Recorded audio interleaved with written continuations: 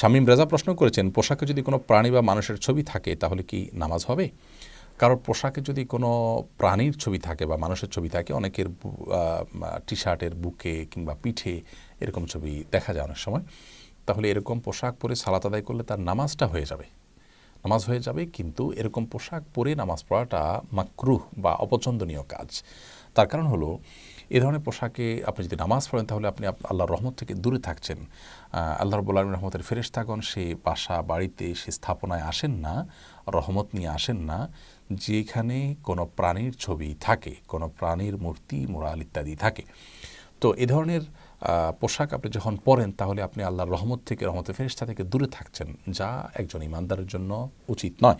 বিধায় এ ধরনের প্রাণীর পোশাক, প্রাণী রয়েছে পোশাকে, এরকম পোশাক পরে সালাত আদায় করলে সালাত মাকরু হবে, কিন্তু সালাত বিশুদ্ধ হয়ে যাবে, সালাত হবে না, ব্যাপারটা সেরকম নয়। বিকল্প পোশাক থাকলে সে পোশাক পরা উচিত, আর যদি বিকল্প পোশাক না থাকে, এদিকে সালাতের ওয়াক্ত চলে যাচ্ছে, এরকম হয়, তাহলে সেক্ষেত্রে ওই পোশাকেই প্রয়োজনে সালাত আদায় করে নিতে পারেন।